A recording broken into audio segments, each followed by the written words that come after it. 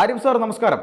PC George ഇന്നലെ നാടകീയമായി കോടതിക്ക് മുമ്പിൽ കീഴടങ്ങി. 6 മണി വരെ പോലീസ് കസ്റ്റഡിയിൽ വിട്ടു. പിന്നീട് അദ്ദേഹത്തിന് ആരോഗ്യ സംബന്ധമായ ചില വിഷയങ്ങളുള്ളതുകൊണ്ട് കോട്ടയം മെഡിക്കൽ കോളേജിൽ അടക്കം പ്രവേശിപ്പിക്കുന്ന സ്ഥിതിയും നമ്മൾ കണ്ടു. പക്ഷേ ചോദ്യം ഉയരുന്നത്, ഒരുപക്ഷെ PC ജോർജ് പറഞ്ഞ കാര്യത്തോട് ആരും തന്നെ യോജിക്കുന്നില്ല. അതായത് എല്ലാ മുസ്ലിമുകളും അതുപോലെ തന്നെ എല്ലാ ഇസ്ലാമുകളും തീവ്രവാദികളാണ് എന്ന നിലപാടിനോട് ഞാൻ വ്യക്തിപരമായി യോജിക്കുന്നില്ല. ആരും അത് യോജിക്കുന്നു എന്ന് ഞാൻ വിശ്വസിക്കുന്നുമില്ല. പക്ഷേ അദ്ദേഹം പറഞ്ഞൊരു കാര്യമുണ്ട്. ഇവിടുത്തെ ചില തീവ്രവാദ പ്രവർത്തനങ്ങളും അതുമായി ബന്ധപ്പെട്ട ചില കാര്യങ്ങളും പറയുന്നതിനൊപ്പം അദ്ദേഹത്തിന് നാക്കുപിഴയായി സംഭവിച്ച ഒരു കാര്യം അദ്ദേഹം പിന്നെ അത് ആക്സെപ്റ്റ് ചെയ്യുന്നു, ക്ഷമ ചോദിക്കുന്നു, നാക്കുപിഴയാണ് എന്ന് പറയുന്നു. എന്നിട്ടും അദ്ദേഹത്തെ അറസ്റ്റ് ചെയ്ത് ജയിലിൽ അടയ്ക്കുന്ന രീതിയിലേക്ക് കാര്യങ്ങൾ പോകുന്നു എന്നുള്ളതാണ് ഒരു ഭാഗം. പക്ഷേ അങ്ങനെ പറയുമ്പോഴും മറ്റുള്ള പല ആളുകളും, ഇപ്പോൾ മുജാഹിദ് ബാലുശ്ശേരി അടക്കമുള്ള, ഫസൽ ഗഫൂർ അടക്കമുള്ള ആളുകൾ ഇപ്പോഴും ഒരു പ്രശ്നവും ഇല്ലാതെ നിൽക്കുന്നുണ്ട്. കാരണം ഈ 921 വാളുകൾ അറബിക്കടലിൽ എറിഞ്ഞിട്ടില്ല എന്ന് ചാനൽ ചർച്ചയിലിരുന്ന് പറഞ്ഞ ആളാണ് ഫസൽ ഗഫൂർ എന്ന് പറയുന്നത്. അപ്പോൾ അതുപോലെ ഒരുപാട് ആളുകൾ, ഇപ്പോൾ ഹമാസിൻ്റെ ഈ ചിത്രങ്ങൾ ഉയർത്തിയ ആളുകളൊക്കെ ഇവിടെയുണ്ട്. ഇതുപോലെ ഓരോ തരത്തിൽ പറയുന്ന ആളുകളും അവർക്കെതിരെ ഒന്നും വലിയ നടപടികളൊന്നും നമ്മൾ കാണുന്നില്ല. അപ്പോൾ ഇത് ശരിയാണോ എന്നൊരു കാര്യം കൂടെ ഒരു ഭാഗത്ത് ചർച്ചയിൽ ഉയർന്നു വരുന്നുണ്ട്. എന്താണ് സാറിന് തോന്നുന്നത്?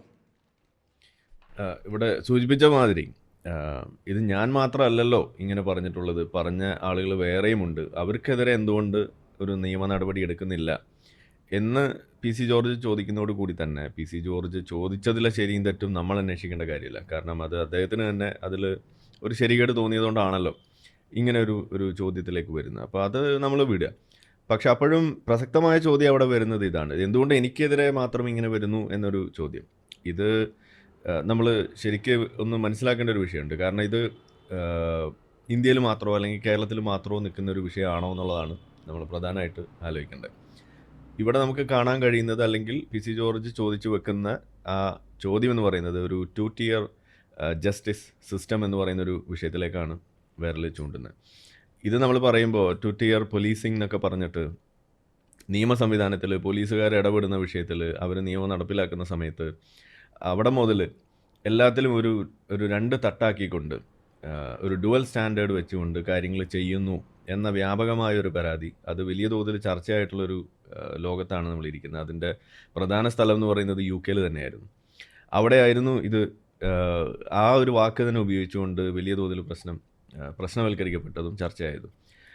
അതിലേക്ക് വഴിവെച്ച സംഭവം പോലും UK നിലനിന്നിട്ടുള്ള ഒരു ഗ്രൂമിങ് ഗ്യാങ് എന്ന് പറയുന്ന ഒരു വിഷയം. എന്ന് വെച്ചാൽ നമ്മുടെ നാട്ടിൽ ലവ് ജിഹാദ് എന്നൊക്കെ നമ്മൾ വിളിക്കുന്നത് പോലെ പ്രചാരത്തിലുണ്ടായിരുന്ന അവിടുത്തെ ഒരു പ്രശ്നം അതായിരുന്നു. അതായത് ചെറിയ പെൺകുട്ടികളെ, 10-12 വയസ്സുള്ള പെൺകുട്ടികളെ, അമുസ്ലിമായ പെൺകുട്ടികളെ അവരെ ലൈംഗികമായിട്ട് ഉപയോഗിക്കുന്നു. അതിനു വേണ്ടിയിട്ട് കച്ചകെട്ടി കുറേ ആളുകൾ ഇറങ്ങുന്നു. അങ്ങനെ അത് ക്രൈമായി റിപ്പോർട്ട് ചെയ്യപ്പെടുന്ന സമയത്ത് 10,000-2000 പെൺകുട്ടികളാണ് അതിനകത്ത് അന്ന് പെട്ടുപോയത്. അത് അന്വേഷിച്ച് വന്നു കഴിഞ്ഞപ്പോൾ മനസ്സിലാവുന്നത് അതിൻ്റെ പിന്നിലെല്ലാം തന്നെ ഒരു പ്രത്യേക സമുദായത്തിൽ പ്രത്യേക ഭാഗത്തു നിന്ന് വരുന്ന ആളുകളാണ്, പാകിസ്ഥാനി ഒറിജിനായിട്ടുള്ള മുസ്ലിങ്ങളായിരുന്നു അതിൻ്റെ പിന്നിൽ എന്ന് വന്നപ്പോൾ അത് അവിടെ ചർച്ച ചെയ്യാതെ അത് മാറ്റിവെക്കുന്ന അവസ്ഥയും കൂടുതൽ പെൺകുട്ടികൾ ഇതിൻ്റെ ഇരയായിട്ട് മാറുകയും അങ്ങനെ ഒരു വിഷയം അവിടെ വന്ന് അത് വലിയ ചർച്ചയായതാണ്. അവിടുത്തെ വലതുപക്ഷം വളരെ കാര്യമായിട്ട് ഉയർന്നു വരുന്നതിനും വലിയ തോതിൽ ഉയർത്തിക്കൊണ്ട് വന്നതുമായിട്ടുള്ളൊരു വാദമാണ് ഈ പറയുന്ന 2 tier ജസ്റ്റിസ് എന്ന് പറയുന്നത് ഒരു വലിയ പ്രശ്നമായിട്ട്. ഇപ്പോൾ നമ്മുടെ നാട്ടിലും അത് കാണുകയാണ്. അപ്പോൾ ഇത് എല്ലായിടത്തും സംഭവിക്കും എന്നും കൂടിയാണ് ഇതിൽ നമുക്ക് കാണാൻ സാധിക്കുന്നത്. ഇത് വെറുതെ ഒരു കോടതി വിധിയുടെ പേരിലുള്ള എന്തെങ്കിലും ഒരു എന്തുകൊണ്ട് സംഘി പോലീസ് അങ്ങനെ ചെയ്തു, എന്തുകൊണ്ട് പിണറായിയുടെ പോലീസ് അങ്ങനെ ചെയ്തു, അങ്ങനെ പറയുന്നതിൽ കാര്യമൊന്നുമില്ല. ഇവിടെ അതല്ല സംഭവിക്കുന്നത്.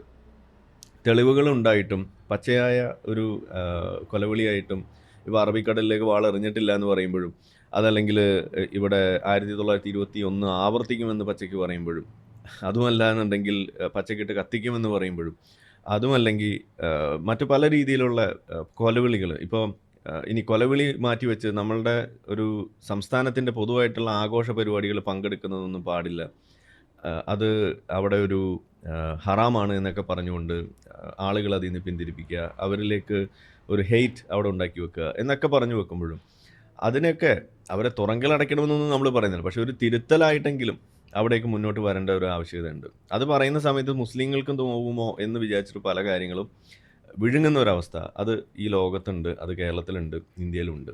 ഇതാണ് നമ്മൾ പറയുന്നത്. ഇപ്പോൾ അതിൻ്റെ ഒരു ഒടുവിലത്തെ ഒരു ഉദാഹരണമായിട്ടാണ് ഇത് വരുന്നത്. ഇനി ഇത് പറയുന്ന സമയത്ത് സ്വാഭാവികമായിട്ട് വരാൻ സാധ്യതയുള്ളൊരു പ്രതികരണം എന്ന് പറയുന്നത് നിങ്ങൾ വലതുപക്ഷമാണ് ഇത് കൂടുതൽ, അതുകൊണ്ടാണ് ഞങ്ങൾക്ക് ഇങ്ങനെ ചെയ്യേണ്ടി വരുന്നത്, ഇതാണ് പറയാം, ഞങ്ങൾ വേട്ടയാടപ്പെടുന്നു എന്ന് പറയുന്ന ഒരു സാധനമാണ്. അവിടെ എനിക്ക് പറയാനുള്ള ഒരൊറ്റ കാര്യമുള്ളൂ. ലോകത്ത് എവിടെയാണെങ്കിലും, അതിപ്പോൾ കേരളത്തിലാണെങ്കിലും ശരി, അവിടെ ഒരു വലതുപക്ഷം വളരുന്നുണ്ട് എന്നുണ്ടെങ്കിൽ അത് വളർന്നത് വെറുതെ അല്ല.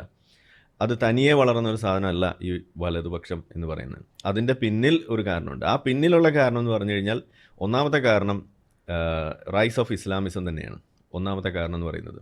രണ്ടാമത്തെ കാരണം എന്ന് പറയുന്നത്, ഈ ഇസ്ലാമിസത്തോട് കൂട്ടുകൂടിക്കൊണ്ട് അവർ ചെയ്യുന്ന കൊള്ളരുതായ്മകളെ പൊതുസമൂഹം ചർച്ചയാക്കുന്ന വേളയിൽ ആ പൊതുസമൂഹത്തിൽപ്പെട്ട ആളുകളെ വലതുപക്ഷമെന്ന് ചാപ്പയടിച്ചുകൊണ്ട് ഈ ഇസ്ലാമിസ്റ്റ് കൂട്ടങ്ങൾക്ക് ഒരു പരിചയമായി മാറുന്ന, അവരുടെ വാദങ്ങൾ ശക്തിപ്പെടാൻ വഴിയൊരുക്കുന്ന ഒരു കൂട്ടം ഇടതുപക്ഷ ചിന്തകർ എന്നൊക്കെ പറഞ്ഞ് നടക്കുന്ന കുറേ വോക്കുകൾ എന്നൊക്കെ നമ്മൾ വിളിക്കുന്ന ആളുകളുണ്ട്. ഇവർ രണ്ടുപേരും കൂടി കൂടുമ്പോഴാണ് ഇവിടെ വലതുപക്ഷം ശക്തിപ്പെടുന്നത്.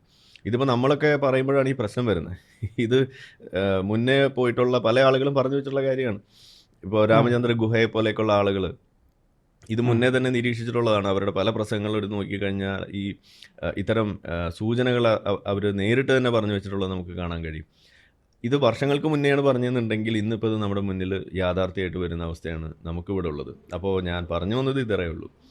ഇത് ഇതൊക്കെ തരുന്ന സൂചനകൾ എന്ത്? ഈ ഒരു അറസ്റ്റും കാര്യങ്ങളും പറഞ്ഞ വാക്കുകളും ഒക്കെ എന്ന് ചോദിച്ചു കഴിഞ്ഞാൽ, ഒന്നാമത്തെ കാര്യം, മുസ്ലിം അല്ല പ്രശ്നം, ഇസ്ലാമാണ് പ്രശ്നമെന്ന് നമ്മൾ പറയുന്നതിന് ഘടകവിരുദ്ധമായ ഒരു പ്രസ്താവനയാണ് പി സി ജോർജ് അവിടെ നടത്തിയത്. അതിനോട് നമുക്ക് ഒരു യോജിപ്പില്ല. കാരണം ഒസാമ ബിൻ ലാദൻ ആണെങ്കിൽ പോലും അയാളുടെ തലയിൽ ഇരിക്കുന്ന ഇസ്ലാമാണ് അയാളെ കൊണ്ട് ഇത് ചെയ്യിക്കുന്നത്. ഓക്കെ, ആ ഇസ്ലാമാണ് അവിടുത്തെ പ്രശ്നം. അത് നമ്മൾ ചർച്ചയാക്കണം.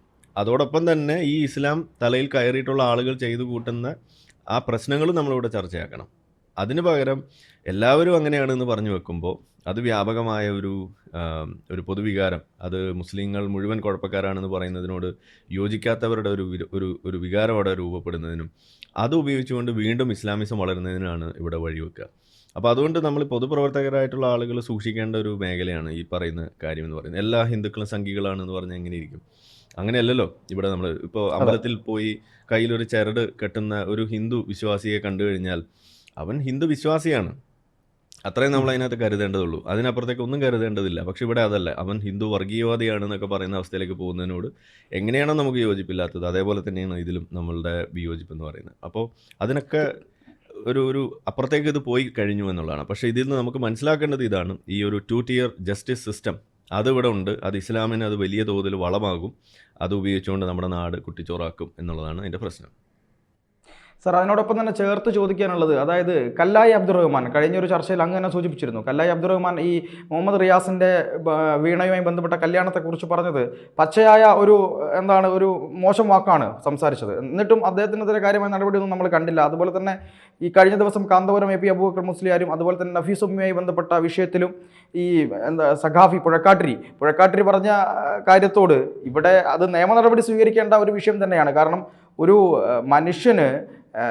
മനുഷ്യൻ്റെ ഭരണഘടന നൽകുന്ന ഏറ്റവും ബേസിക്കായ അവകാശങ്ങളെപ്പോലും കടന്നു കയറുന്ന രീതിയിലാണ് മതനിയമങ്ങൾ വരുന്നത് എന്നാണ് ഇവരൊക്കെ പറഞ്ഞുകൊണ്ടിരിക്കുന്നത്. എന്നിട്ടും കാര്യമായ ഒരു വിമർശനമോ പ്രശ്നങ്ങളോ ഒന്നും കാണുന്നില്ല എന്നുള്ള ഒരു ഭാഗം കൂടെ ഇവിടെയുണ്ട്. അതും കൂടെ സൂചിപ്പിച്ച് നമുക്ക് അവസാനിപ്പിക്കാം. അതോടൊപ്പം ഒരു ഉദാഹരണം കൂടി ഞാൻ എടുക്കുകയാണ്. നുപൂർ ശർമ്മ വിഷയം കഴിഞ്ഞ കുറച്ച് നാളുകൾക്ക് മുന്നേ നടന്നിട്ടുള്ള ഹിന്ദു രാഷ്ട്രമായ ഇന്ത്യയിൽ മുസ്ലിങ്ങളെ പേടിച്ച് ഹിന്ദുവായ BJPയുടെ വക്താവായ നുപൂർ ശർമ്മ ഇന്ന് ബോഡി ഗാർഡിനെ വെച്ച് നടക്കുന്ന അവസ്ഥയാണ് ഇവിടെ ഉള്ളത്. ഇതാണ് ഹിന്ദു രാഷ്ട്രത്തിൻ്റെ അവസ്ഥ എന്നൊന്ന് ആലോചിച്ച് നോക്കുക. ഞാനവിടെ പറയുന്നത് എന്താണെന്ന് വെച്ചാൽ, ഫ്രീ സ്പീച്ച് എന്ന് പറയുന്ന ഒരു വിഷയമുണ്ട്. അത് ഇന്ത്യൻ ഭരണഘടന നമുക്ക് മുന്നോട്ട് വെച്ച് തരുന്ന ഒരു വലിയൊരു അവകാശമാണ്. അതിനുവേണ്ടിയാണ് നമ്മളൊക്കെ നിലകൊള്ളുന്നത്. കാരണം അതിനെ സംരക്ഷിച്ചാൽ മാത്രമാണ് നമുക്ക് മുന്നോട്ട് പോകാൻ പറ്റുള്ളൂ എന്നുള്ളതാണ് നമ്മൾ പറയുക. ഈ ജനാധിപത്യം നിലനിൽക്കണമെന്നുണ്ടെങ്കിൽ, അതിൻ്റെ ആ ബലത്തിൽ മതേതരത്വം നിലനിൽക്കണമെന്നുണ്ടെങ്കിൽ ഫ്രീ സ്പീച്ച് ഉണ്ടായേ പറ്റുള്ളൂ. അതാണ് അതിൻ്റെ ഇന്ധനം എന്ന് പറയുന്നത്.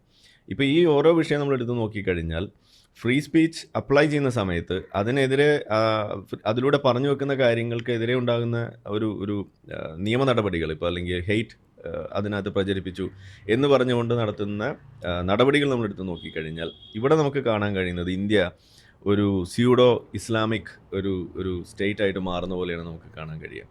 എന്നുവെച്ചാൽ ഫ്രീ സ്പീച്ചിന് ഇസ്ലാമിനെതിരെ വരുന്ന സമയത്ത് അതിനെ ഓവറായിട്ട് കൺട്രോൾ ചെയ്യുന്നു. ഇതാണ് നമ്മളിവിടെ കണ്ടുവരുന്നത്. അവിടെയാണ് ഇപ്പോൾ PC ജോർജ് പറഞ്ഞതിനെ നമ്മൾ അന്വേഷിക്കേണ്ട കാര്യമൊന്നും ഇല്ലെങ്കിൽ പോലും നമ്മൾ ചോദിക്കുന്നത്, PC ജോർജ് പറഞ്ഞതിൽ വസ്തുതയുണ്ടോ? നുപൂർ ശർമ്മ പറഞ്ഞതിൽ വസ്തുതയുണ്ടോ, AP ഉസ്താദ് പറഞ്ഞതിൽ എന്തെങ്കിലും കഴമ്പുണ്ടോ, നഫീസുമ്മയുടെ വിഷയത്തിലൂടെ പറഞ്ഞതിൽ എന്തെങ്കിലും കഴമ്പുണ്ടോ എന്ന് നമ്മൾ നോക്കുമ്പോൾ നമുക്ക് മനസ്സിലാവും എന്ത് PC ജോർജ് പറഞ്ഞതിൽ ഒരു ചെറിയ കഴമ്പുണ്ട്. അതായത് പാകിസ്ഥാന് വേണ്ടി ജയ് വിളിക്കുന്ന ആളുകൾ ഇവിടെ ഉണ്ട്, അത് നമുക്ക് നിഷേധിക്കാൻ കഴിയില്ല. അവർ ജയ് വിളിക്കുന്നതിൻ്റെ പിന്നിലുള്ള ചേതോ വികാരം അത് അഫ്രീദിയുടെ ബാറ്റിംഗ് ആ ആംഗിൾ കണ്ടിട്ടല്ല, അത് മതം തന്നെയാണ് അതിൻ്റെ പിന്നിൽ വരുന്നത്. അവിടെ ഒരു പാകിസ്ഥാൻ സ്നേഹം കിടപ്പുണ്ട്. അപ്പോൾ അത് നമ്മൾ അഡ്രസ്സ് ചെയ്യണ്ടേ, അത് നമ്മൾ പറയണ്ടേ. ആ മതത്തോടുള്ള കൂറ് കൊണ്ട് ഒരു കാര്യം ചെയ്യുന്നു, അത് വെച്ചുകൊണ്ട് ഇവിടെ ഒരു വിദ്വേഷം വളർത്തുന്നു, വർഗീയത അവിടെ ഉണ്ട്. വർഗീയത, ന്യൂനപക്ഷ വർഗീയത അഡ്രസ്സ് ചെയ്യപ്പെടണം. ഭൂരിപക്ഷ വർഗീയത മാത്രം പറഞ്ഞുകൊണ്ടിരുന്നാൽ പോരാന്നാണ് നമ്മൾ പറയുന്നത്. ഇനി നുപൂർ ശർമ്മ പറഞ്ഞെടുത്ത് നോക്കുക, അവിടെ ഹദീസിലുള്ള കാര്യമല്ലേ നുപൂർ ശർമ്മ പറഞ്ഞത്, ഖുറാനിലുള്ള കാര്യമല്ലേ പറഞ്ഞത്. അപ്പോൾ ഇല്ലാത്ത കാര്യമൊന്നും പറഞ്ഞിട്ടില്ല, ഉള്ളത് തന്നെ പറഞ്ഞിട്ടുള്ളൂ. അറബിയിലുള്ളത് മലയാളത്തിൽ പറഞ്ഞു, അത്രേ ഉണ്ടായിട്ടുള്ളൂ. ഇനി അതേപോലെ നഫീസുമ്മ വിഷയത്തിൽ എന്താ പറഞ്ഞത്, സ്ത്രീ വിരുദ്ധതയാണ് പറഞ്ഞത്, അത് പറയാൻ പാടില്ലാത്ത കാര്യമാണ്. ഇനി AP ഉസ്താദ് എന്താ പറഞ്ഞത്, അവിടെയും നമുക്ക് കാണാൻ കഴിയും, അവിടെയും വളരെ ഒരു കാതലായ പ്രശ്നമുണ്ട്. സ്ത്രീ വിരുദ്ധത തന്നെയാണ് അവിടെ പറഞ്ഞു വെക്കുന്നത്. അങ്ങനെ ഇനി ഓരോ വിഷയം നിങ്ങൾക്ക് എടുത്ത് നോക്കാം. അപ്പോൾ എന്താണ് അതിൽ വസ്തുത എന്ന് നോക്കിയിട്ട് വസ്തുനിഷ്ഠമായ കാരണങ്ങളുടെ അടിസ്ഥാനത്തിൽ ഒരു കാര്യം പറയണം. അത് പറയാനുള്ള അവകാശം നമ്മൾ ഉറപ്പ് നൽകണം. അതാണ് ഇന്ത്യൻ ഭരണഘടന നമുക്ക് നൽകുന്ന അവകാശം. ഫ്രീ സ്പീച്ച് എന്ന് പറയുന്ന സംഗതി അതാണ്. അത് ഹിറ്റ്ലറിന് പോലും ഉണ്ടെന്നാണ് നമ്മൾ പറയുന്നത്, പറയാനുള്ള അവകാശം. അത് ശരിയോ തെറ്റോ എന്നുള്ളത് രണ്ടാമത്തെ കാര്യമാണ്. അത് പറഞ്ഞതിൻ്റെ പേരിൽ ഹെയ്റ്റ് ഉണ്ടോ, ക്രൈം ഉണ്ടാക്കുന്നുണ്ടോ, വയലൻസ് ഉണ്ടാക്കുന്നുണ്ടോ, ഉണ്ടെങ്കിൽ അതിനടുത്ത നടപടി എടുക്കുക എന്നുള്ളതാണ്. അതാണ് നമ്മളിവിടെ വെക്കുന്ന ഏറ്റവും മിനിമം ആയിട്ടുള്ളൊരു റെസ്ട്രിക്ഷൻ. ഇവിടെ അതല്ല കാണുന്നത്. ഇവിടെ ഏതെങ്കിലും ഒരു വിഷയത്തിനെതിരെ എന്തെങ്കിലും പറഞ്ഞു എന്ന് അറിഞ്ഞാൽ തന്നെ ഉടനെ ചാടി വീഴുന്നു. ഇതാണ് ഇവിടുത്തെ പ്രശ്നം. ഇപ്പം ഞാനൊക്കെ ഇത് നേരിടുന്ന ആളുകളാണ്, കോടതിയിൽ അത് ഫൈറ്റ് ചെയ്തുകൊണ്ടിരിക്കുകയാണ്. അപ്പോൾ നമുക്കറിയാം ഇത് ഈവൻ ജഡ്ജിമാരായിട്ടുള്ള ആളുകൾ പോലും ഈ തരം വിഷയങ്ങളിൽ പലപ്പോഴും ഒരു വൺ സൈഡഡ് ആയിട്ട് നിൽക്കുന്നതായിട്ടൊക്കെ നമുക്ക് കാണാൻ കഴിയും. അവരൊരു പോപ്പുലിസ്റ്റുകളായിട്ട് മാറുകയാണ്. വലതുപക്ഷ ചാപ്പകളെ ഭയന്നുകൊണ്ട് ഫ്രീ സ്പീച്ചിനെ കുഴിച്ചുമൂടുന്ന ആളുകൾ, വലതുപക്ഷ ചാപ്പകളെ ഭയന്നുകൊണ്ട് സെക്യുലറിസത്തെ കുഴിച്ചുമൂടുന്ന ആളുകൾ, വലതുപക്ഷ ചാപ്പകളെ ഭയന്ന് ജനാധിപത്യത്തെ തന്നെ കുരുതി കൊടുക്കുന്ന ആളുകൾ, വലതുപക്ഷ ചാപ്പകളെ ഭയന്ന് ഇന്ത്യ ഒരു ഇസ്ലാമിക രാജ്യമാക്കാൻ വേണ്ടിയിട്ട് കൂട്ടുനിൽക്കുന്ന ആളുകൾ, ഇതാണ് ഇപ്പോൾ നമ്മളിവിടെ കണ്ടുകൊണ്ടിരിക്കുന്നത്. അതിൻ്റെ ഒരു ലക്ഷണം നമ്മളുടെ മുന്നിൽ വരുന്നു. അതാണ് എന്നെ സംബന്ധിച്ചിടത്തോളം ഇതിനകത്ത് കാണാൻ പറ്റുന്ന കാര്യം. തീർച്ചയായിട്ടും. എന്തായാലും PC ജോർജുമായി ബന്ധപ്പെട്ട വിഷയത്തിൽ നമ്മൾ രണ്ട് ഭാഗങ്ങളുമാണ് ഇവിടെ പരിശോധിച്ചത്. അദ്ദേഹം പറഞ്ഞത് ശരിയോ തെറ്റോ എന്നൊരു ഭാഗവും, അതുപോലെ തന്നെ അതിൻ്റെ ഭാഗമായി ഇത്തരത്തിലുള്ള ഒരുപാട് കാര്യങ്ങൾ പറഞ്ഞിട്ടുള്ള, ഇസ്ലാമികപരമായിട്ടുള്ള ഒരുപാട് കാര്യങ്ങൾ പറഞ്ഞ ആളുകൾക്ക് ഒരു സംരക്ഷണം കൊടുക്കുന്ന ഒരു അവസ്ഥയും ഇവിടെ ഉണ്ടായിട്ടുണ്ട് എന്നുള്ളത് തന്നെയാണ് നമുക്ക് മനസ്സിലാവുന്നത്. ഈ സ്ത്രീത്വത്തെ അപമാനിച്ചു എന്നൊന്നും പറഞ്ഞ് AP ഉസ്താദിനെതിരെ ഒന്നും ആരും കേസ് എടുക്കുന്നില്ല എന്നുള്ളതും വേറെ രസകരമായ കാര്യം തന്നെയാണ്. എന്തായാലും ഈ ചർച്ചയുമായി സഹകരിച്ചതിൽ ഒരുപാട് നന്ദി. Thank you. കൂടുതൽ വാർത്തകളും വിശേഷങ്ങളും നിങ്ങളിലേക്ക് എത്താൻ ABC മലയാളം സബ്സ്ക്രൈബ് ചെയ്യുക, ബെൽ ബട്ടണും അമർത്തുക.